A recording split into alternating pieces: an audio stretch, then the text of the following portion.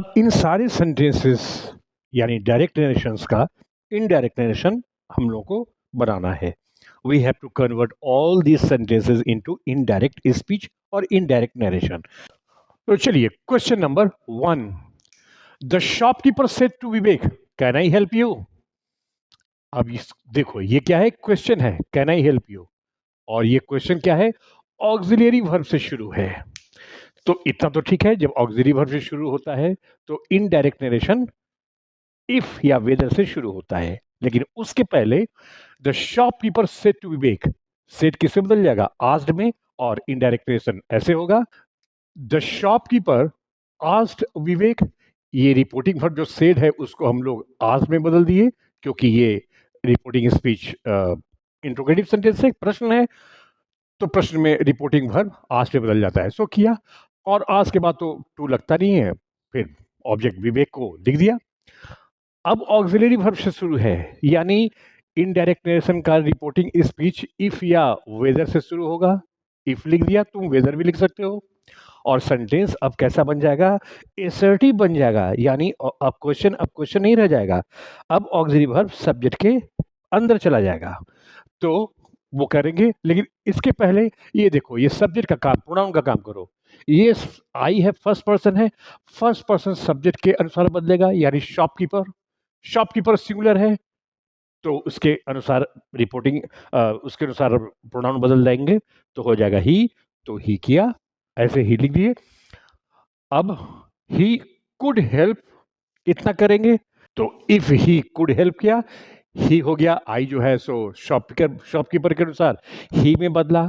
Can किसी में बदल गया, कुड में बदल गया, क्यों, क्योंकि रिपोर्टिंग वर्ब पास्ट टेंस में है, और कुड जो है सब्जेक्ट के अंदर चला आया, क्योंकि अब इनडायरेक्ट रिलेशन में क्वेश्चन नहीं रहता है, सेंटेंस एसर्टिव बन जाता है, यानी एसर्टिव मतलब एफर्मेटिव या नेगेटिव, तो नॉट तो इसमें है नहीं, यानी affirmative subject plus could plus भी ये हो गया। अब हेल्प के बाद यू है, प्रोनाउन यू सेकेंड पर्सन है, सेकेंड पर्सन ऑब्जेक्ट के मुताबिक, यानी विवेक के अनुसार, तो विवेक मेल है, सिंगुलर है, और भर्ब के बाद लिखना है, तो हम लोग भर्ब के बाद क्या लिखते हैं, प्रोनाउन अगर लिखना हो तब ऑब्जेक्टिव केस, यानी हिम लिख देंगे, ऐसे हिम लिख दिया और फुल स्टॉप दे दिया, क्वेश्चन मार्क तो हट जाएगा। तो आपका इनडायरेक्ट नेशन क्या हो गया, the shopkeeper asked Vivek if he could help him. Finished. Now question number 2, what is the matter, my father said to me, यानी कि माय फादर यानी मेरे पिताजी और मेरे बीच बात हो रही है, और ये भी क्वेश्चन है, तो पहले तो इतना करेंगे, my father asked me, subject हुआ, और रिपोर्टिंग वर्ब सेड किससे बदल गया, आस्क्ड में बदल गया, क्योंकि ये क्वेश्चन है, यहाँ क्वेश्चन मार्क दे देना। अब उसके बाद मी किया। अब ये क्वेश्चन जो है डब्ल्यू एच वर्ड से शुरू हो रहा है, तो जब डब्ल्यू एच वर्ड से कोई क्वेश्चन शुरू हो, तब हम लोग इनडायरेक्ट नरेशन में इफ वेदर का यूज नहीं करते हैं, ना ही दैट का यूज करते हैं, बस जो डब्ल्यू एच वर्ड क्वेश्चन में है उसी से शुरू करेंगे। व्हाट है, व्हाट से शुरू किया। अब what is the matter non action का सेंटेंस है, अब ये क्वेश्चन है, यानी इज जो है सो इस द मैटर के पहले लिखा हुआ है, क्योंकि ये क्वेश्चन है, क्वेश्चन में ऑक्सिलरी वर्ब सब्जेक्ट के पहले लिखा रहता है, सब्जेक्ट द मैटर है, उसी के पहले ऑक्सिलरी वर्ब लिखा हुआ है। अब याद रखना इनडायरेक्ट नरेशन में ये इज जो है वो द मैटर के बाद में चला आएगा, तो ऐसे हो जाएगा, what the matter was, the matter के पहले ऑक्सिलरी वर्ब था इज, तो द मैटर के बाद अब ऑक्सिलरी वर्ब चला गया, अब इज तो वाज में बदला, क्यों, क्योंकि रिपोर्टिंग वर्ब पास्ट टेंस में है, रिपोर्टिंग वर्ब जब पास्ट टेंस में रहता है तो नॉन एक्शन सेंटेंस में जब इज रहता है तो वाज में बदलता है, सो बदल दिया, फुल स्टॉप दे दिया, क्वेश्चन मार्क हटाकर हो गया। क्वेश्चन नंबर 3, आम्रपाली सेठ अल्लाह दोज हैप्पी डेज आर गोन, आम्रपाली बोली हाय वो खुशियों के दिन गए, यानी ये अल्लास है, यानी एक्सक्लामेटरी है, और अल्लास का मतलब हाय यानी दुख वाली बात है, तो हम आम्रपाली से जब एक्सक्लामेटरी सेंटेंस रहता है तो एक्सक्लामेटरी सेंटेंस किस में बदल जाता है, एक्सक्लेम विद जॉय, अगर खुशी की बात है तब, दुख की बात है तो एक्सक्लेम विद सॉरो, पछतावा की बात है तो एक्सक्लेम विद रिपेंटेंस, अगर प्रशंसा की बात है तो एक्सक्लेम विद प्रेज, जैसी जरूरत वैसा करेंगे। अभी तो हाय यानी दुख की बात है तो आम्रपाली एक्सक्लेम्ड विद सॉरो ऐसे लिख देंगे। इतना लिख दिया, Amrapali exclaimed with sorrow. Said जो रिपोर्टिंग वर्ब है एक्सक्लेमेटरी सेंटेंस में किस में बदलता है? Exclaim with Joy, exclaim with sorrow, exclaim with praise, exclaim with repentance. ऐसे बदलता है। सो किया एक्सक्लेम्ड विद सॉरो क्योंकि दुख की बात है। अब दैट का यूज करना जरूरी है तो दैट का यूज कर दिया। अब जैसे बनता है बनाइए। Those happy days, days are gone, तो कर दो दोज हैप्पी डेज। ये नॉन एक्शन में आर किस में बदल जाता है? वर में। तो those happy days were gone लिख दीजिए। दैट लिखकर लिख दिया, those happy days were gone, ये आर वर में बदला। तो आपका इनडायरेक्ट नरेशन क्या हो गया? Amrapali exclaimed with sorrow that those happy days were gone. Finished हो गया। अब क्वेश्चन नंबर 4 में आ जाइए। Roshan said don't play here boys. ठीक, यानी हिंदी क्या हुआ? रोशन बोला यहाँ लड़के लोग यहाँ नहीं खेलो। अब ये डोंट से शुरू है। जब डोंट से शुरू होता है और मना ही रहता है तब हम लोग कैसे करते हैं?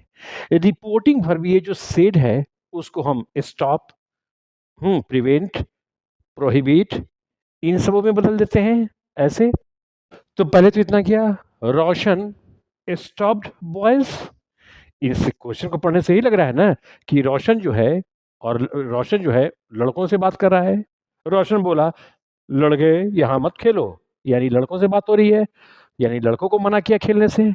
तो जब मना करना रहता है तो हम लोग क्या करते हैं? रिपोर्टिंग वर्ब को जैसा स्टॉप, प्रिवेंट, प्रोहिबिट कुछ भी बदल सकते हैं। अभी हम स्टॉप कर रहे हैं तो रोशन स्टॉप्ड बॉयज, वर्ब के बाद ऑब्जेक्ट, रोकना कर सके पर बॉयज पर, इसको यहाँ लिख दिए बॉयज को। अब उसके बाद बॉयज के बाद हम लोग क्या करते हैं? फ्रॉम प्लस V4, तो ऐसे लिखो, फ्रॉम लिख दिया और किसी से मना किया? खेलने से। तो फ्रॉम के बाद V4, फ्रॉम V4 प्लेइंग कर दिया, खेलने से मना कर रहा है।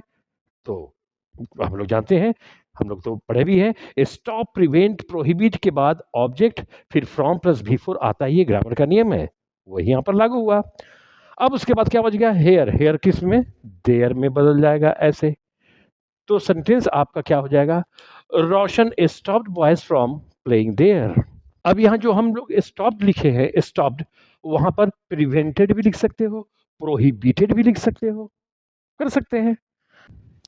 अब यहाँ पर अगर स्टॉप, प्रिवेंट, प्रोहिबिट नहीं लिखोगे तो फॉरबीड भी करके बना सकते हो ऐसे। रोशन फॉरबेड बॉयज, इतना कर दिया। फॉरबीड का मतलब मना करना, फॉरबीड का V2 फॉरबेड, V3 फॉरबिडन। तो रोशन फॉरबेड बॉयज कर दिया। तो इतना याद रखना, जब स्टॉप, प्रिवेंट, प्रोहिबिट रहता है तब तो ऑब्जेक्ट लिखते हैं फिर फ्रॉम प्लस V4। लेकिन अगर फॉरबिड का यूज करना होगा तो उसके बाद, फॉरबिड के बाद ऑब्जेक्ट, उसके बाद 2 प्लस V1 लिखा जाता है, फ्रॉम V4 नहीं। तो forbade boys to play here ऐसे कर दो, टू प्ले हेयर ऐसे भी कर सकते हो। यानी ये भी सही है और ये भी सही है, तो जैसी मर्जी वैसे बना सकते हो। क्वेश्चन में ऑप्शन में देख लेना जैसा है। अब एक बात और यहां कहना चाहेंगे, अगर मान लिया जाए कि आप स्टॉप, प्रिवेंट, प्रोहिबिट या फॉरबिड इन चारों में से कुछ नहीं करेंगे तो कोई बात नहीं है, आप ऐसे बना सकते हैं। जैसे इसको मिटाते हैं और बताते हैं कि अगर तुम इन दोनों के तरीके से नहीं तो ऐसे ही बना सकते हो। अब हम नहीं स्टॉप, प्रिवेंट, प्रोहिबिट या फॉरबिड इन चारों में से कोई शब्दों का यूज नहीं करेंगे। सिंपल हम रिपोर्टिंग वर्ब को टेल में या सेड में करके कहेंगे। तो कैसे करेंगे? ऐसे, रोशन टोल्ड बॉयज, इतना तो कर दिया। अब रोशन सेड है, तुम कहोगे सेड के बाद 2 प्लस ऑब्जेक्ट रहता है तब हम लोग सेड को टोल्ड में बदलते हैं। तो यहां पर तो सेड के बाद 2 प्लस ऑब्जेक्ट है ही नहीं, फिर यहां टोल्ड क्यों हम लोग लगाए?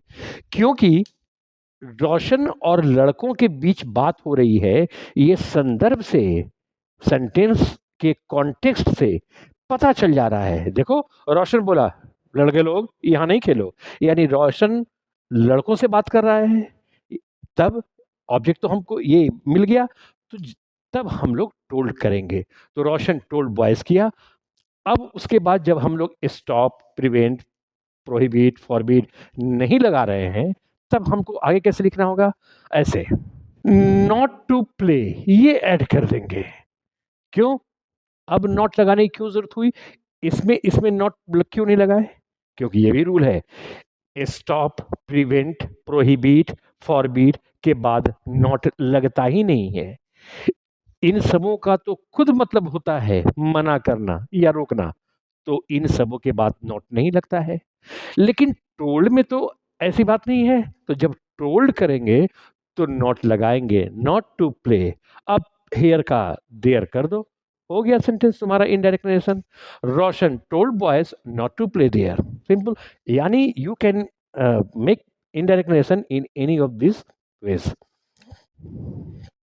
क्वेश्चन नंबर 5 है, सुमन से to the students, my dear friends, I thank you as you have cooperated with me. अब देखो क्या कहता है, सुमन अब विद्यार्थियों से बोली, मेरे मित्रगण या मेरे मित्रों, मैं तुम्हें शुक्रिया अदा करती हूं क्योंकि तुमने मेरे साथ सहयोग किया है, ऐसा कुछ। मेरा कहने का मतलब है, किस पे बात हो रही है? सुमन की बात स्टूडेंट से हो रही है, और ये स्टूडेंट्स को क्या कहकर संबोधित कर रही है? My dear friends, my dear friends कहकर संबोधित कर रही है।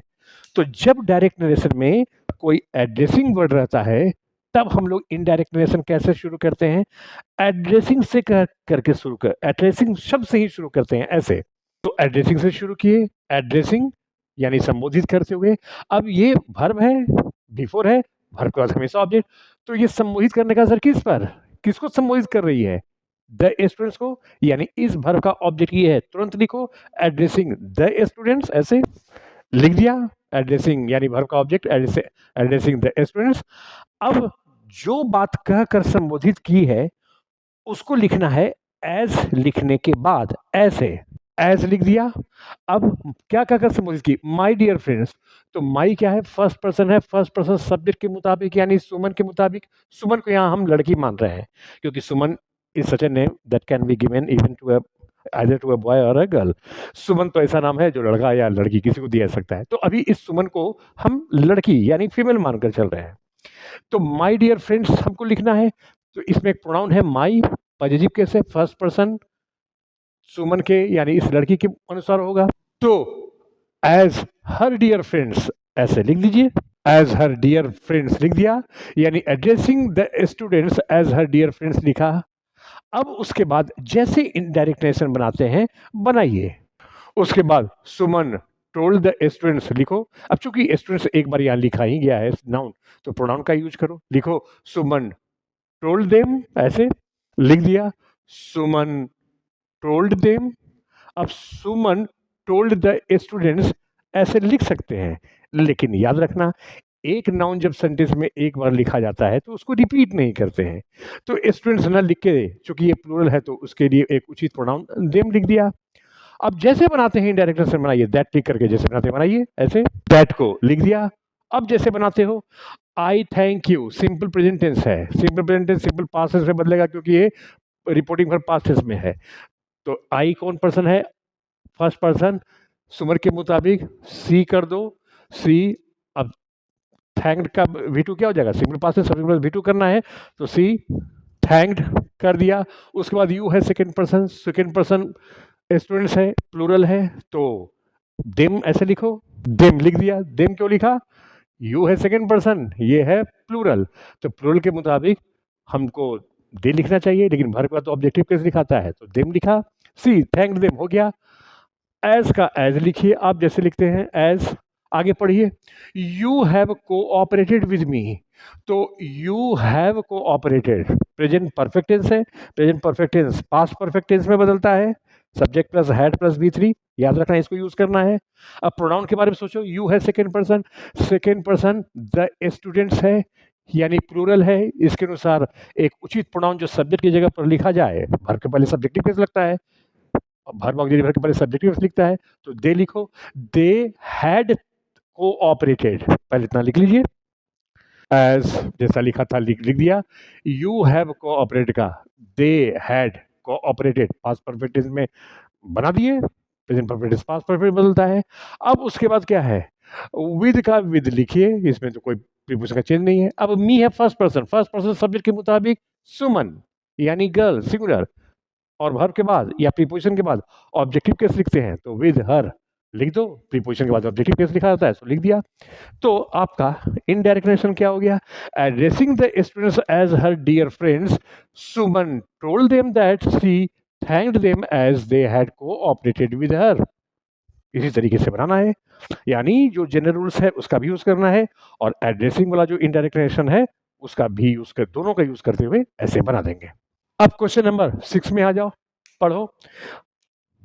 प्राची, प्राची है एक है PRACHI। Prachi said to us let us sing a song. Prachi ने हम लोगों से कहा चलो एक गाना गाए, यानी ये प्रपोजल है। जब लेटर से शुरू होता है रिपोर्टिंग स्पीच तो हम लोग समझ जाते हैं कि ये प्रपोजल है। तो कैसे करोगे, रिपोर्टिंग भर प्रपोज्ड में बदल जाएगा, हो जाएगा प्राची प्रपोज्ड टू अस। ऐसे प्राची रिपोर्टिंग भर प्रपोज में बदल गया सेड, और प्रपोज के बाद प्रीपोजिशन टू लगना जरूरी है, सो लगाए, और अस जो ऑब्जेक्ट है सो लिखा, और इन्वर्टेड कॉमा हटाकर दैट लगाए। अब late us sing a song. अब जब प्रपोजल रहता है तो इनडायरेक्ट नेरेशन में शुड लगाकर सेंटेंस को एसर्टिव बना देते हैं, तो ऐसे बन जाएगा दैट लिखकर we should sing a song. हो गया। ये वी क्यों हुआ, क्योंकि लेटस मतलब ये अस का यूज किसके लिए हो रहा है, प्राची के लिए और हम लोगों के लिए, तो हम लोग भी शामिल है इसमें, तो हम लोग अस करेंगे, वी करेंगे क्योंकि हम लोग शामिल है, यानी फर्स्ट पर्सन प्लूरल नंबर में प्रोनाउन देंगे, सब्जेक्ट के स्थान पर लिखना है, सब्जेक्टिव केस लिखेंगे, शुड लगाना जरूरी है प्रपोजल वाले केस में जब लेटर से संडे शुरू होता है तब। सो लगाए, हो गया Prachi proposed to us that we should sing a song. Finished. अब क्वेश्चन नंबर 7 में आ जाइए। The teacher said I shall finish the course as soon as it is possible. ये जनरल रूल्स है, इसमें कोई कोई साधारण सेंटेंस है, एफर्मेटिव सेंटेंस है, तो बनाओ। द टीचर सेड है, अब द टीचर सेड के बाद तो टू प्लस ऑब्जेक्ट है नहीं, यानी सेड अब टोल्ड में बदलेगा नहीं, तो द टीचर सेड का द टीचर सेड ही लिख दो ऐसे। द टीचर सेड लिख दिया, टोल्ड नहीं किया। टोल्ड कब बदलता है, तो ये सेड टोल्ड में कब बदलता है, जब सेड के बाद टू प्लस ऑब्जेक्ट होता है, बना था the teacher said to me, the teacher said to them, the teacher said to Rahul, यानी टू प्लस ऑब्जेक्ट रहता, तब सेड टोल्ड में बदलता। अभी तो है नहीं, तो सेड में ही रह जाएगा। अब इन्वर्टेड कॉमा हटा करके दैट लगाइए, लग गया। The teacher said that. अब आई शैल फिनिश द कोर्स, पहले इतना का बनाओ। आई क्या है, फर्स्ट पर्सन सब्जेक्ट के मुताबिक, द टीचर मेल है, अब ये मेल मानकर चल रहे हैं, तुम फीमेल मानकर चलोगे तो सी लिखना। और आगे जितना भी प्रोनाउन टीचर के लिए आएगा तो उसके मुताबिक मेल मानो या फीमेल मानो, शुरू में ही उसको मान करके आगे उसी अकॉर्डिंगली आपको प्रोनाउन यूज करना है। अभी हम इसको मेल मानकर चल रहे हैं, तो फर्स्ट पर्सन सब्जेक्ट के मुताबिक, द टीचर के मुताबिक सिंगुलर है तो ही किया, ही। अब आई है तो शैल है, लेकिन ही आई और भी के साथ शैल लगता है, लेकिन ही के साथ तो विल लगता है, तो ही विल भी नहीं लिख सकते हैं, क्या लिखेंगे, ही वुड लिखेंगे। क्यों, क्योंकि विल वुड में बदल जाता है, ही विल तो लिख नहीं सकते हैं, तो ही वुड हो गया, ही वुड। फिर बाकी लिख दो, फिनिश द कोर्स, ये फिनिश द कोर्स को लिख दिया, फिनिश द कोर्स एज लिख दो। It is possible non action का सेंटेंस है, तो इज वॉज में बदल जाएगा, तो इट इज पॉसिबल को इट वॉज पॉसिबल ऐसे लिख दो। एज इट वॉज पॉसिबल किए, ये इज किससे बदल गया, वॉज में, क्यों, क्योंकि रिपोर्टिंग वर्ब पास्ट टेंस में है। Question number 8, Gunja said the rainy season starts from the month of July. क्या कर रही है, गुंजा बोली बरसात का दिन जुलाई के महीने से शुरू होता है। तो तुम इसको देखोगे, ये एक यूनिवर्सल ट्रूथ है, तो इसके टेंस में कोई चेंज होगा नहीं, बावजूद इसके कि रिपोर्टिंग भर पास्ट टेंस में है, तो जैसे है वैसे के वैसे लिख दो। गुंजा सेड इन्वर्टेड कॉमा को हटा के दैट, गुंजा सेड दैट, बाकी सब लिख दो ऐसे। गुंजा सेड दैट किया और बाकी सारा उतार दो, क्योंकि ये यूनिवर्सल ट्रूथ है ऐसे। तो हो गया गुंजा सेड इन्वर्ट को हटा के दैट लिखे, बाकी सब उतार दिए। The rainy season starts from the month of July. Finished. इसी तरीके से हम लोग बनाएंगे।